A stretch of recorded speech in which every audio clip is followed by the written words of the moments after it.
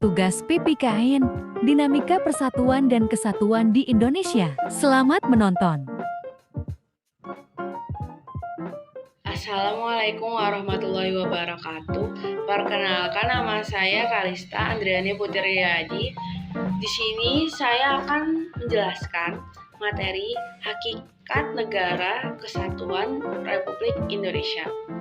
Konsep negara kesatuan atau yang disebut dengan unitarisme, menurut C.V. Strong, negara kesatuan adalah bentuk negara di mana wewenang legislatif tertinggi dipusatkan dalam suatu badan legislatif nasional. 1. Pemerintah pusat dapat menyerahkan sebagian kekuasaannya kepada daerah berdasarkan hak otonomi, tetapi tahap akhir kekuasaan tetap berada di tangan pemerintah pusat. 2. Pemerintah pusat memegang kedaulatan sepenuhnya baik keluar maupun ke dalam. 3. Dalam negara kesatuan hanya ada satu konstitusi, kepala negara, satu dewan menteri atau kabinet, dan satu parlemen. Negara kesatuan memiliki dua sistem sentralisasi. Semua hal yang diatur dan diurus oleh pemerintah pusat, sedangkan daerah hanya menjalankan perintah-perintah dan peraturan-peraturan dari pemerintah pusat. Daerah-daerah tidak berwenang membuat peraturan sendiri atau mengurus rumah tangganya sendiri.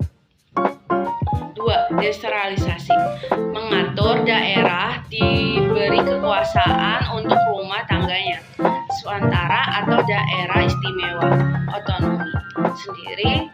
Terdapat parlemen daerah dan peraturan daerah, tetapi pemerintah pusat tetap memegang kekuasaan tertinggi.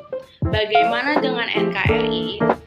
Indonesia adalah negara kesatuan yang menganut sistem desentralisasi melalui otonomi daerah. Dengan otonomi daerah, maka pemerintah pusat memberikan sebagian kewenangan pemerintahan kepada daerah otonom, provinsi dan kabupaten atau kota untuk mengatur dan mengurus rumah tangga daerahnya sendiri, tetapi ada kewenangan yang tidak diberikan kepada daerah otonom, yaitu dalam bidang politik luar negeri, agama, yudisi, kehakiman atau peradilan, pertahanan, keamanan, moneter dan fiskal nasional, kebijakan ekonomi nasional. Karakteristik NKRI. 1. MPR Supomo dalam sidang BPUPKI menghendaki bentuk negara kesatuan dengan paham negara integralistik, yaitu negara yang tidak menjamin kepentingan individu dan kelompok, tetapi menjamin kepentingan seluruh rakyat sebagai satu kesatuan yang integral. Negara adalah kesatuan masyarakat yang organis dan tersusun secara integral. 2. Mr. Muhammad Yamin menghendaki negara unitarisme yang berwujud NKRI. Tujuannya dibentuk negara kesatuan adalah untuk menyatukan seluruh wilayah Nusantara agar menjadi negara yang besar dan kokoh dengan kekuasaan negara bersifat sentralistik. 3. Pembukaan UUD 1945 pada alinea kedua dan perjuangan penggerakan kemerdekaan Indonesia telah sampailah pada saat yang berbahagia. Dengan selamat sentosa menghantarkan rakyat Indonesia ke depan pintu gerbang kemerdekaan. Negara Indonesia yang merdeka, bersatu, berdaulat, adil dan makmur. 4. Pasal 1 ayat 1. Negara Indonesia ialah negara kesatuan yang berbentuk republik. 5. Pasal 18 ayat 1. Negara Kesatuan Republik Indonesia dibagi atas daerah-daerah, provinsi, dan daerah provinsi itu dibagi atas kabupaten dan kota. Yang tiap-tiap provinsi, kabupaten, dan kota itu mempunyai pemerintahan daerah yang diatur dengan undang-undang. Pasal 18b, ayat 2. Negara yang mengakui dan menghormati kesatuan-kesatuan masyarakat, hukum adat beserta hak-hak tradisionalnya sepanjang masih hidup.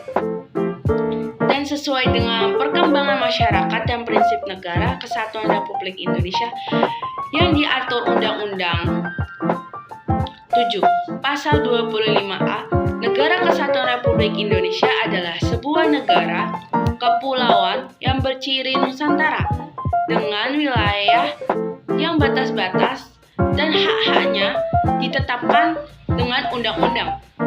8. Pasal 37 ayat 5, khususnya mengenai bentuk negara Kesatuan Republik Indonesia, tidak dapat dilakukan perubahan penjelasan. Pasal 25A, istilah Nusantara dalam pasal 25A di atas adalah untuk menggambarkan kesatuan wilayah perairan dan gugusan pulau-pulau Indonesia yang terletak antara benua Asia dan benua Australia, antara Samudra Pasifik dan Samudra Hindia. Kesatuan wilayah yang dimaksud mencakup juga kesatuan politik, ekonomi, sosial, budaya, hukum, serta pertahanan keamanan. Sekian dari saya, terima kasih. Mohon maaf jika saya salah kata. Wassalamualaikum warahmatullahi wabarakatuh. Thanks for watching.